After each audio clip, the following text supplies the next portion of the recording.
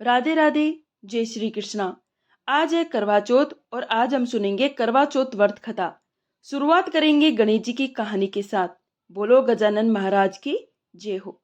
गणेश जी को विघ्नहर्ता भी कहा जाता है। गणपति पूजन से सुहाग की लंबी उम्र का आशीर्वाद मिलता है। भगवान श्री गणेश जी की पूजा हर पूजा से पहले की जाती है। खासकर महिलाएं अपने पति की लंबी आयु के लिए श्री गणेश जी की पूजा जरूर करती है। ऐसी मान्यता है कि भगवान श्री गणेश जी की पूजा करने से पति की लंबी आयु होने के साथ साथ ससुराल और मायका हमेशा खुशियों से भरा रहता है।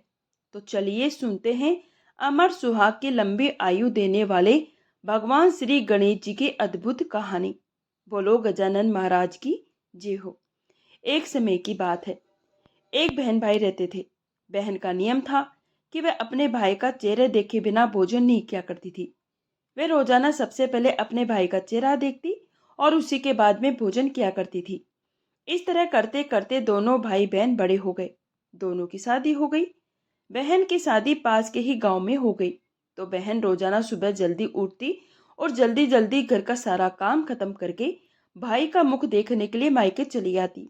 एक दिन रास्ते में वह एक पीपल के पेड़ के नीचे गणेश जी की मूर्ति रखी हुई देखी। उसने भगवान के सामने हाथ जोड़कर कहा, मेरे जैसा अमर सुहाग और मेरे जैसा अमर पीहर सबको देना। ये कहकर वह आगे बढ़ गई। फिर उसका रोजाना का यही क्रम था। जब वह वहां से गुजरती तो गणेश जी से कहती कि हे गणेश जी महाराज, मेरे जैसा अमर सुहाग और मेरे जैसा अमर पीहर सबको देना। ऐसा कहती और आगे बढ़ जाती। एक दिन की बात है। जंगल के झाड़ियों के कांटे उसके पैरों में चुभ गए। फिर भी उसने कोई परवाह नहीं की। जैसे ही वह अपने भैया के घर पहुंची, भाई का मुख देखकर बैठ गई। तभी उसकी भाभी का ध्यान उसके पैरों की ओर गया और बोला, ननद भाई साहब, आपके पैरों को क्या हो गया जो इतनी बुरी तरह से खून निकल रहा है? तो भाभी की बात सुनकर उसने कहा, भाभी, आज रास्ते में झाड़ियों के कांटे गिरे थे, वे मेरे पाँव में चुभ गए। तो उसकी भाभी ने उसके पैरों को धोकर उसमें मलहम लगाई और कुछ देर आराम करने के बाद वह अपने घर को लौट गई।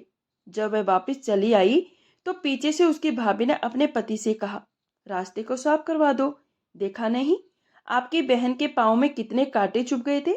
तो वह दूसरे दिन कुल्हाड़ी लेकर वहां गया और रास्ते में सारी झाड़ियों को काटकर रास्ता साफ कर दिया।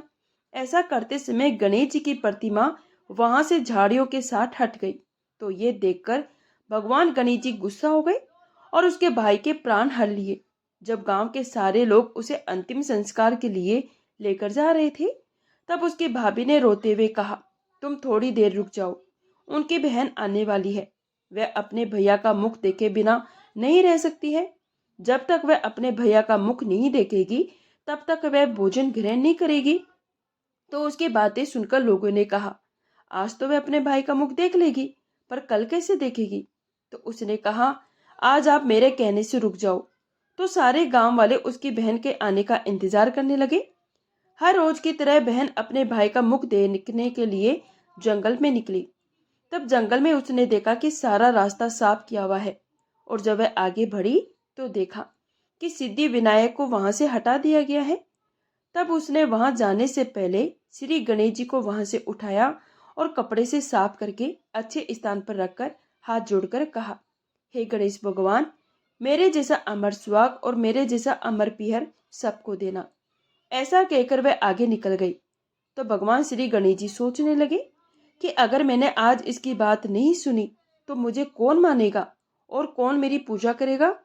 तब सिद्धि विनायक ने उसे आवाज दी, बेटी, इस खेजड़ी की पत्तियों को साथ लेकर जा, उसे कच्चे दूध में घोलकर अपने भाई के ऊपर चींटे मार देना, वह उठकर बैठ जाएगा। ये सुनकर जब बहन पीछे मुड़ी तो वहां पर कोई नहीं था। वह सोचने लगी, ठीक है, जैसा मेरे को कहा है वैसा मैं कर लेती हूँ। तो उसने 7 खेजड़ी के पत्ते तोड़े और अपने भैया के घर पहुंची। तो उसने वहां पर देखा कि बहुत सारे लोग इकट्ठा होकर बैठे हैं। भाभी रो रही है और भैया की लाश रखी हुई है। तो उसने उन 7 पत्तियों को बताए अनुसार कच्चे दूध में घोलकर अपने भैया के ऊपर छिटा दिया। तो उसका भाई तुरंत उठकर बैठ गया और कहने लगा, आज तो मुझे बहुत ही गहरी नींद आई। तो उसकी बात सुनकर उसकी बहन बोली, भैया ऐसी नींद तो किसी दुश्मन को भी ना आए। तो उसका भाई बोला, क्यों बहन, ऐसा क्या हुआ? इतने सारे लोग इकट्ठे होकर क्यों बैठे हैं? तो उसकी बहन ने सारी बात अपने भैया को बताई। तो सारे गांव वाले गणेश जी के इस चमत्कार से हैरान हो गए। फिर उसी दिन से सारे गांव वाले गणेश जी की पूजा पूरे श्रद्धा भाव से नियमानुसार करने लगे। बोलो गजानन महाराज की जय हो। करवा चौथ व्रत कथा। एक साहूकार की एक पुत्री और 7 पुत्र थे। समय के साथ साहूकार ने अपने सारे पुत्रों की और अपनी पुत्री की विवाह कर दिया। एक समय की बात है, उनकी पुत्री एक बार मायके आई हुई थी। तो उसकी माँ और भाभियां व्रत रख रही थी। तो उन्हें पूजा पाठ करते देखकर उसने पूछा, भाभी माँ, आप ये क्या कर रही है? तो उनकी भाभियों ने उत्तर दिया, हम करवा चौथ का व्रत रख रही है। तो उसने पूछा, आप ये व्रत क्यों रख रही है? इसके करने से क्या फल मिलता है? तो उसकी भाभी ने बताया कि करवा चौथ का व्रत रखने से अखंड सौभाग्य की प्राप्ति होती है, पति पर आया हुआ हर संकट दूर हो जाता है, घर में सुख शांति का वास होता है। तो ये सब सुनकर उसने कहा कि व्रत तो मैं भी रखूंगी। उसकी भाभीियों ने मना किया कि तुम अपने भाइयों की लाडली हो, तुम व्रत नहीं रख सकती हो। अगर तुमने भोजन नहीं किया तो तुम्हारे भाइयों को दुख होगा। पर वह तो जिद पर अड़ गई कि मैं तो व्रत रखूंगी। वह अपने भाइयों की बहुत ही लाडली थी। वे जब भी मायके आई हुई होती थी तो उसके भाई पहले उसे भोजन करवाते और बाद में स्वयं भोजन किया करते थे। तो उस दिन उसने करवा चौथ का व्रत रख लिया। सारा दिन निराहार भूखी प्यासी रही। शाम को जब उसके भाई घर आए तो उन्हें अपनी बहन उदासी दिखी। तो उन्होंने पूछा, आज हमारी बहन उदास कैसे? तो उसकी भाभीियों ने बताया कि ननद बाईसा ने आज करवा चौथ का व्रत रखा है। तो उसके भाई ये देखकर और ये सब सुनकर दुखी हो गए। ये सब आपने क्या किया? हमारी बहन को सारा दिन भूखा प्यासा रखा। चलो कोई बात नहीं, व्रत तो हो गया। अब ऐसा करो, व्रत का पारण कर लो, फिर हम भी भोजन करेंगे। तो वह बोली, भैया मैं अभी भोजन नहीं करूंगी, चंद्रमा उदय होने पर भोजन करूंगी। तो इस तरह से सुनकर उसके भाई तो बहुत ही मायूस हो गए। सोचने लगे कि हमारी प्यारी बहन सारा दिन बिना पानी पिए बिना भोजन के रही, कितनी परेशान हुई होगी। तो सारे भाई आपस में राय करने लगे, हमें कुछ ना कुछ तो जरूर करना होगा। ऐसा सोचते हुए 2 भाई घर के बाहर चले गए और बाहर जाकर एक झाड़ी के पीछे आग जलाई और उसके आगे चलनी खड़ी कर दी। तो भाई जो घर पर थे उन्होंने कहा, देखो बहन, चंद्रमा निकल आया है, देख लो, उसके बाद में भोजन कर लो। तुम भोजन कर लोगी तो हमें भी भोजन करना है। तो इस तरह से चंद्रमा को देखकर भागी भागी अपनी भाभीियों के पास गई और बोली, भाभी माँ जल्दी चलो, चंद्रमा उदय हो गया है, दर्शन कर लो, उसके बाद में भोजन करेंगे। तो उसकी भाभी बोली, ननद बाईसा, ये चांद तो आपके लिए निकला है, इसलिए आप इसे अर्घ देकर व्रत का पारण कर लो, हम तो बाद में भोजन करेंगे। क्योंकि उन्हें पता था कि ये सारी चाल उनके पतियों की ही है, जो अपनी बहन को दुखी नहीं देख सकते थे। लेकिन अब बहन ने बनावटी चांद को देखकर जल्दी से अर्घ दिया और भोजन करने बैठ गई। जैसे ही वह भोजन करने के लिए बैठी तो व्रत भंग करने के कारण चौथ माता उससे नाराज हो गई, जिसकी वजह से जैसे ही उसने पहला निवाला मुंह में रखा तो उसमें मक्खी आ गई। दूसरा निवाला खाने लगी तो उसके अंदर बाल आ गया और जब तीसरा निवाला खाने लगी तभी उसके ससुराल से समाचार आया कि उसके पति की मृत्यु हो गई है। ये सब सुनकर वह बहुत ही दुखी हुई और जैसे ही वह अपने ससुराल जाने के लिए तैयार हुई तो उसकी माँ ने संदूक खोल के देखा, उसमें ऊपर एक चुनरी रखी थी। उसने वही निकाली और उसे उड़ा दी। साथ में 1 टका सोने का भी दे दिया और कहा, बेटा रास्ते में जो भी तुझे मिले उसके पांव छूते हुए जाना, और जो भी तुझे अखंड सौभाग्य का आशीर्वाद दे उसे ये सोने का टक्का दे देना। तो इस तरह वह अपनी माँ से सीख लेकर ससुराल के लिए दुखी मन से रवाना हो गई। रास्ते में जो कोई भी मिलता अपनी माँ के कहे अनुसार वह उसके पैर छूने की कोशिश करती तो वह अपने पैर पीछे कर लेता और कहता, दूर हट जा पापिन, अपने पति को खाने वाली हमारे पैरों को हाथ मत लगाना। इस तरह किसी ने भी अपने पांव छूने नहीं दिए और रोते रोते वह अपने ससुराल पहुंच गई। जैसे ही ससुराल के घर में प्रवेश किया तो आंगन के बाहर उसकी एक छोटी सी ननद जो खेल रही थी, वह अपनी भाभी को देखते ही बड़ी खुश हुई। उसकी भाभी ने उसके पांव छुए तो उसने कहा, सदा सुहागन रहो भाभी। तो उसने वह सोने का टक्का अपनी ननद को दे दिया और बहुत ही खुश हुई। फिर वह अंदर गई जहां पर उसके मर्द पति को आंगन में सुलाया हुआ था और उसे देखते ही रोते हुए वह जैसे ही उसके पास जाने को हुई तो उसकी ननद और उसकी सास ने उसे दूर बिठा दिया और उसकी सास ने कहा, अभागिन कहीं की, मेरे बेटे को खा गई। तो वह इस तरह दुत्कारते हुए करुण विलाप करती हुई एक और बैठ गई और थोड़ी ही देर में उसके पति के अंतिम संस्कार की तैयारी चलने लगी। तो जैसे ही उसे वह संस्कार के लिए लेकर जाने लगे तो वह बोली, मेरे पति का अंतिम संस्कार नहीं करने दूंगी, मेरे पति जीवित होगा, मुझे विश्वास है। तो उसकी सास बोली, अब क्या बाकी रह गया, कोई मरने के बाद भी कभी जिंदा हुआ है। पर वह तो अपनी जिद पर अड़ गई कि मैं संस्कार के लिए लेकर नहीं जाने दूंगी। तो उसकी सास ने कहा, हमारे घर में तेरे लिए कोई जगह नहीं है और गांव वालों से भी कह दिया कि इसके लिए गांव के बाहर एक झोपड़ी बना दो जहां पर ये इस सब के साथ बैठी रहेगी। जब इसे अच्छी तरह से तसल्ली हो जाएगी ये जिंदा नहीं होने वाला तो अपने घर चली जाएगी। तो गांव वालों ने उसकी सास के कहे अनुसार उसके लिए गांव से बाहर झोपड़ी बना दी जहां पर वह अपने मर्द पति को लेकर चली गई। अब उसकी जो सास थी वह रोजाना एक पानी का लोटा और एक छानस और एक रोटी उस छोटी ननद के हाथ भिजवा देती, वह अपनी भाभी को दे आती। इस तरह करते करते एक महीना बीत गया। तो एक दिन रात को बहुत ही तेज आंधी आई, साथ में बादल गरजने लगे, बिजली कड़कने लगी और एक आवाज आई कि पति की खानी करवा ले, दिन में चांद उगनी करवा ले। इस तरह की बातें सुनकर बाहर निकली और पूछा कि तुम कौन हो। तो उसने कहा, मैं चौथ माता हूँ। तो वह कहने लगी, हे चौथ माता, मुझसे गलती हो गई, आप मेरे पति को जीवित कर दो, फिर से ऐसी भूल कभी नहीं होगी।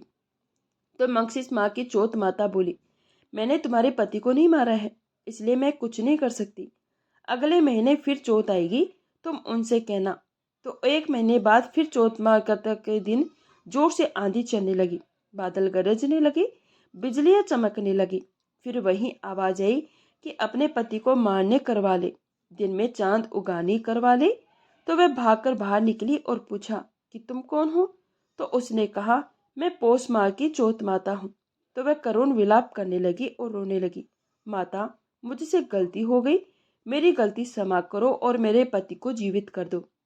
वह बोली, मुझसे बड़ी चौथ माघ महीने की आएगी, वहीं तेरे पति को जीवित कर सकती है। ऐसा कहकर पोस माँ की चौथ माता चली गई। वह अगली चौथ माता का इंतजार करने लगी। जैसे ही माघ चौथ आई तो उस दिन उसी तरह आंधी आई और चौथ माता कहने लगी, पति को मारने करवा ले, दिन में चांद उगाने करवा ले। तो वह भागकर बाहर निकली और चौथ माता के पैर पकड़ लिए और बुरी तरह से विलाप करने लगी, कहने लगी कि चौथ माता, मुझसे बड़ी भूल हो गई है, मैं व्रत के कोई भी नियम नहीं जानती थी, मेरी गलती क्षमा करो, मेरे पति को जीवित कर दो, पति को जीवित कर दो। इस तरह रोते हुए देखकर माघ माँ को चौथ माता को उस पर दया आ गई और माता ने कहा, बेटा मैं तो कुछ नहीं कर सकती, पर 12 महीने बाद वही चौथ माता आएगी तो तुम उसके पैर पकड़ लेना, वे चाहे तुझे से कितना भी दुत्कारे, उसके पैर मत छोड़ना। उसी ने तुम्हारे पति की जान ली है और वही तुम्हारे पति को जीवन दान देगी। ऐसा कहकर वह चौथ माता चली गई। जब उसके पति को मरे हुए पूरे 12 महीने हुए तो फिर करवा चौथ का व्रत आया। उसने करवा चौथ का व्रत रखा। रात को उसी तरह की आंधी आई, बादल गरजने लगे, बिजलियां चमकने लगी और चौथ माता वही कहने लगी, पति को मारने वाली करवा ले, दिन में चांद उगानी करवा ले। तो वह भागकर बाहर निकली और चौथ माता के पैर पकड़ लिए, बुरी तरह से रोने लगी और कहने लगी, चौथ माता मुझसे गलती हो गई, 1 साल हो गया मुझे तो तपस्या करते हुए, अब तुम मेरे पति को जीवित कर दो। चौथ माता बोली कि तू पापिन है, तूने मेरे व्रत को भंग किया है, इसलिए तेरे पति की जान गई है, मैं कुछ नहीं कर सकती, मेरे पैर छोड़ो। पर उसने चौथ माता के पैर नहीं छोड़े। आखिर माँ तो माँ होती है। चौथ माता को उस पर दया आ गई और माँ ने अपने उंगली काट कर अपने खून का छींटा उसके पति पर दिया तो उसका पति जीवित होकर बैठ गया और कहने लगा, नींद बहुत गहरी आई। तो उसकी पत्नी बोली, ऐसी नींद तो किसी दुश्मन को भी ना आए। ऐसा कहते हुए उसने सारी बातें बता दी। फिर दूसरे दिन सुबह सुबह दोनों चौपड़ पासा खेल रहे थे। तभी उसकी ननद रोटी और पानी का लोटा लेकर आई। उसने देखा कि झोंपड़ी की जगह बहुत ही सुंदर महल खड़ा था। उसके अंदर उसके भैया भाभी चौपड़ पासा खेल रहे थे। तो अपने भैया को जीवित देखकर वह बहुत ही खुश हुई और वहां से वापस दौड़ पड़ी और अपने घर आकर अपनी माँ को कहा, माँ माँ, भैया जीवित हो गए हैं। तो उसकी माँ बोली, ये तो कभी नहीं हो सकता। वह बोली, माँ, मैंने अपनी आंखों से देखा है, भैया और भाभी चौपड़ पासा खेल रहे थे। तो उसकी माँ कहने लगी कि वह करमजली मेरे बेटे के शव को कहीं फेंक आई होगी और किसी और को वहां पर बुलाकर बैठा लिया होगा। तो उसकी बेटी बोली, नहीं माँ, वह तो मेरे भैया है, मैं उन्हें अच्छी तरह से जानती हूँ, तो मेरे साथ चलो। बेटी की जिद करने पर वह अपनी बेटी के साथ अपने बेटे को देखने के लिए चली गई। वहां जाकर देखा तो सचमुच वहां पर तो झोपड़ी की जगह एक सुंदर सा महल खड़ा था और उसके अंदर उसके बेटे और बहू बैठे थे। जैसे ही उसने अपने बेटे को देखा तो वह दौड़कर उसके पास गई और उसे गले से लगा लिया और कहा, ये सब कैसे हुआ। तो उसकी बहू बोली, माँ, ये करवा चौथ के व्रत से हुआ है। चौथ माता ने ही मेरे सुहाग को छीना था और आज चौथ माता ने ही मेरे सुहाग को लौटा दिया है। तो उसके साथ चौथ माता का धन्यवाद करने लगी। फिर अपने बेटे और बहू से कहा, घर चलो। तो उसके बेटे ने कहा, माँ, ऐसे नहीं जाऊंगा, अब तो गाजे बाजे के साथ घर जाऊंगा। उसकी माँ कहने लगी, बेटा, मैं तो जानती हूँ कि तू मेरा बेटा है, पर यह जग कैसे मानेगा कि तू मेरा बेटा है। तो उसकी बहू ने कहा, माँ जी, आप इस बात की चिंता ना करें, आप ऐसा करें, गांव वालों को भोज पर बुलवाए। तो उसकी ये बातें सुनकर उसकी सासू माँ घर गई। आकर पूरे गांव में निमंत्रण दे दिया। सारे गांव वाले वहां पर पहुंच गए। तभी उसके बेटा और बहू गाजे बाजे के साथ वहां पर आए। जैसे ही उसकी माँ उसके स्वागत के लिए सामने आई तो उसकी अंगियां फटकर दूध की दहार बेटे की दाढ़ी पर पड़ी और बहू की साड़ी पर पड़ी। तो ये देखकर कि बहू के सारे गांव वालों को विश्वास हो गया कि बहू के तपस्या की वजह से आज उसका पति एक बार फिर से चौथ माता की कृपा से जीवित हो गया है। तो सारे गांव वाले चौथ माता की जय जयकार करने लगे। हे चौथ माता, जैसे साहूकार की बेटी को दिया वैसा सबको देना। मेरी सभी बहनों को अखंड सौभाग्य का आशीर्वाद देना। सारी बहनें प्रेम से बोलो, चौथ माता की जय हो। राधे राधे, जय